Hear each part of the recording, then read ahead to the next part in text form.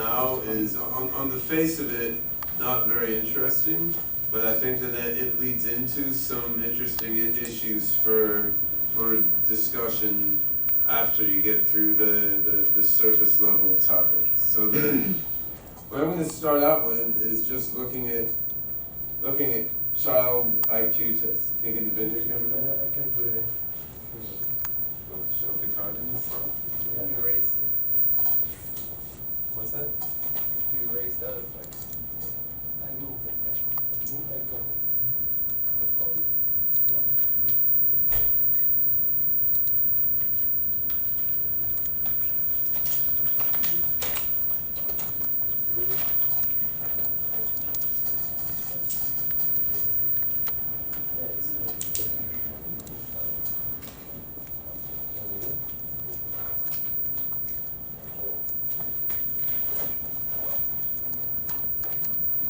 Yeah, I'm going to talk about child IQ tests, like the IQ tests actually given by psychologists to human children, and how they might be used as is for robots or adapted to give to robots. And then what's a little more interesting is to think about the differences between this as an avenue for exploring your designs versus as a real competition or test, and then B, what do you really have to focus on to make your robot control AI system sort of pass this test in a fair way? And it turns out the harder parts are really more meta level issues of the system understanding what is the question you're asking it to solve in the context in which it's existing. Like, the test questions are easy for an AI, but understanding what the question is and what it's supposed to do is not as easy for an AI, which really gets at what general intelligence is about in terms of a system being able to contextualize itself and its tasks in the context of its own life and its environment. So this is what's called the WPPSI test. It's designed for kids age basically 2.5 to 7, and it's significantly different than IQ tests used for adults, but there's a whole bunch of psychology theory underlying the hypothesis that it's somehow measuring the same G factor. All that is quite questionable, but I'm not going to bother questioning it too much here. We're just taking this for granted as something that humans have concluded is at least a reasonable way to measure human intelligence, and then look at how that could be applied to machines. So there's 14 subtests in the WPPSI.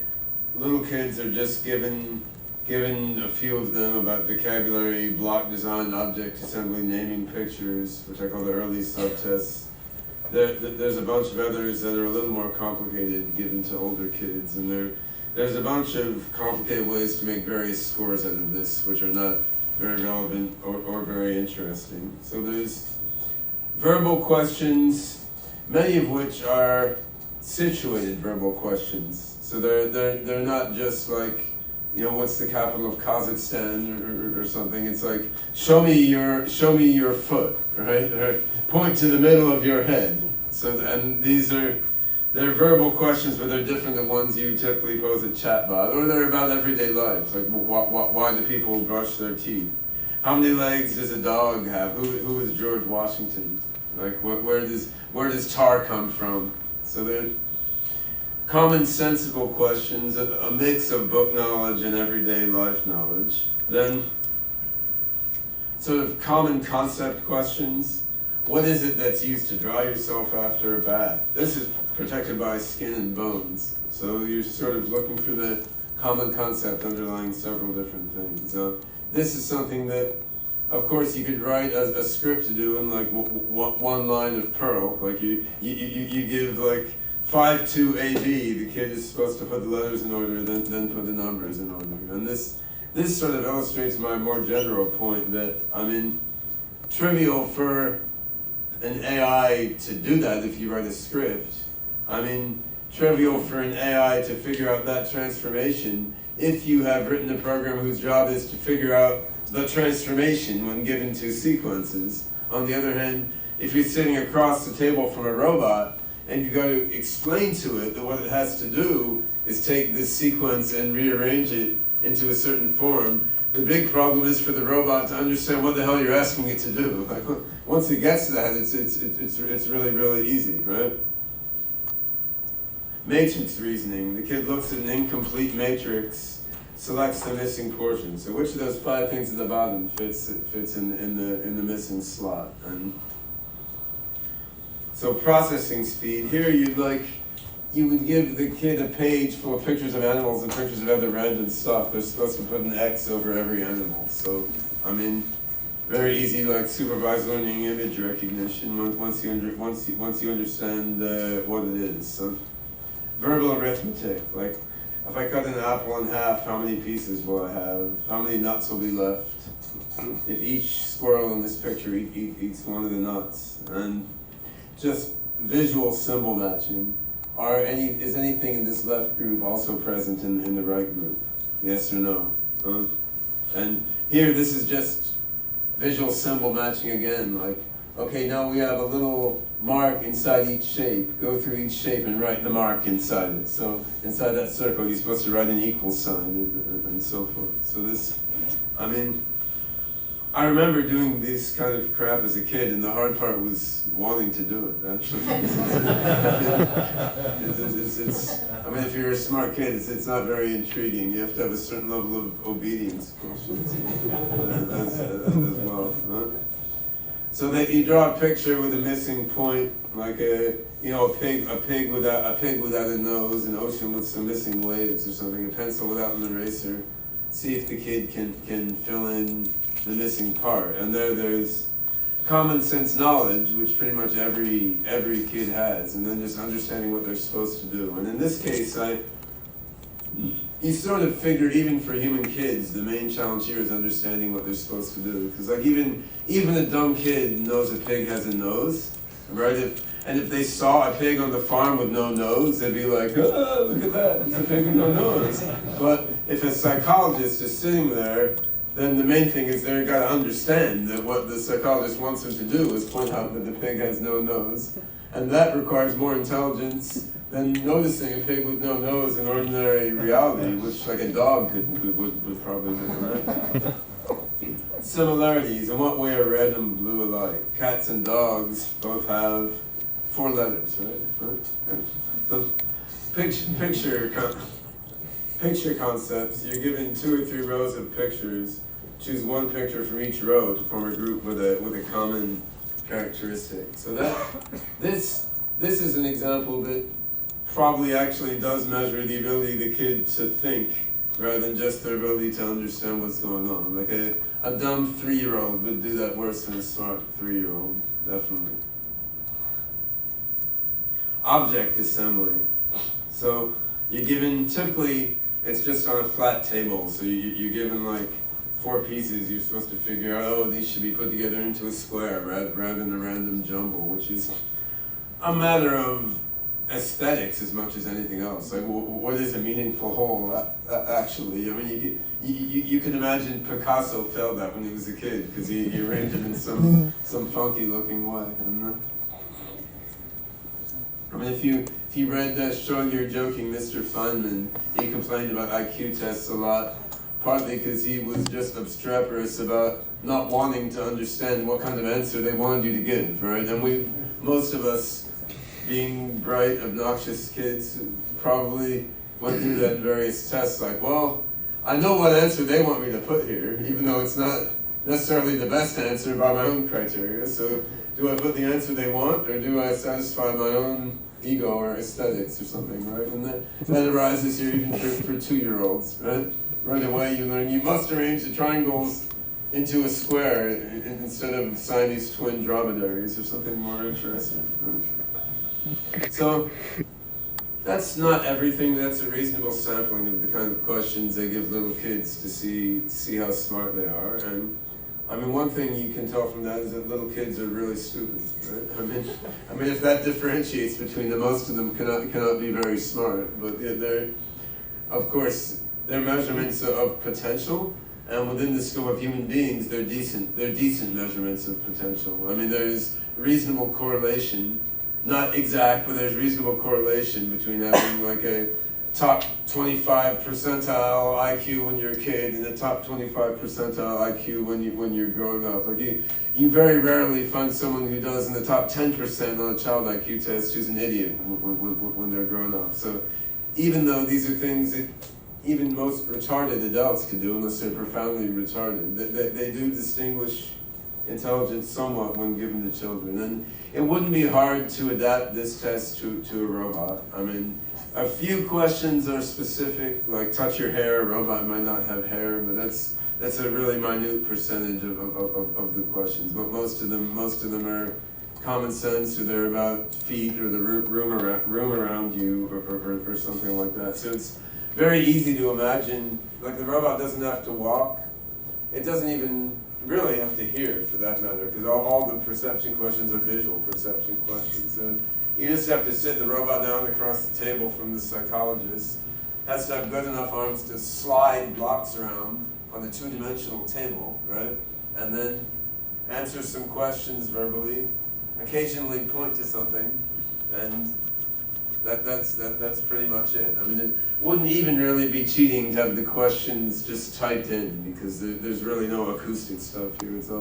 It's all visual stuff, which is a cultural bias, but that's the nature of the beast. Now, it's probably obvious to everyone in this room that this would be a terrible competition or prize for AIs, because I mean it would be extremely easy for probably anyone in this room to code a system in probably less than one day that would answer all of these questions. Well, there's a couple that are a little harder than that. What are the common characteristics of the pictures corresponding to these words? But even those could be handled using current narrow AI technology. I mean, you type in the word, look up on Google Images, run them through some region CNN to figure out what pieces there are. And you can do well enough to get a high IQ as a little kid by piecing together some narrow AI hacks. And it will be an interesting programming competition for undergraduates to see how fast someone can code something that would pass all these using a bunch of open source tools from the internet. But it's terrible competition if the goal is just to pass. There's no real solution to that. On the other hand, for example, thinking about OpenCog, to get OpenCog to pass all these things without narrowly engineering it for the tasks, I mean, in a sort of fair way where it had to learn to do these things the way a little kid does, based on more general capabilities that we've given it, that's actually an interesting test. I mean, it wouldn't pass it right now, but it's an interesting task. So I think if you want to informally assess early stage AGI systems, and you have transparency into the internals of the system, so you can see that it's not hacked just to do these things, but it's coming at it in some way that's based on contextual learning, then it's somewhat interesting. And I mean, as basic skills that are needed to enable this, you need something that can answer questions, can identify objects, events, and parts of them, simple manipulation of objects on a table, recognize objects visually, including their parts. Some things you have to draw, so meaning you have to be able to take something you've seen in a picture and make some little abstraction of it on a piece of paper. Then probably the hardest bits are what I put at the end here. So following instructions in a reasonable way by human common sense, where the instructions are usually a little bit vague, but not that vague. And then, understanding of the pragmatics of task assignment. And that's actually what would be the hardest thing for an OpenCog system. The robot's sitting here, assume it's got the sensors and the arms hooked up, right? The psychologist is sitting there, and the psychologist is just like, okay, now here's these four pictures, like a there's one blank, out of these 5, which one goes in the box, right? And then, okay, you've got some anaphor resolution, there's the box. What's that? Well, there's many boxes there, assuming it even knows where the box is. What's the box? Well, it's the empty box, right? But the psychologist, if the psychologist has to say, what's the one that goes in the empty box, then they already think the kid's an idiot, right? if you're showing them those 4 boxes, I mean, what instructions would you have to give a little kid? If you say, okay, there's 4 boxes, there's pictures in 3 of them, which of these ones down below goes in the box? I mean, so we know the box is the empty one. We know down below doesn't mean like that flower that's in the lower left corner of the top square grid, which is down below something, right? I mean, this group that's down below the other thing. So there's a lot of common sense reference and anaphor resolution that has to be done to understand what's going on in a non-idiotic way. And then, I mean, similarly with that picture completion task, or no, rather the object assembly task, I mean, you're telling them, okay, take these 4 puzzle pieces and, you know, arrange them into a nice, meaningful shape or something, right? Now, if you haven't coached your AI system on that, what is a meaningful shape, right? And I don't actually know exactly how the psychologist explains that to the little kid, but having worked with little kids a lot, most smart kids would get that really quickly, and you wouldn't need to review over and over and over and over and over again. And I mean, if the kid picked them up and piled them on top of each other in like a triangle sandwich, the psychologist probably still would think that they're smart.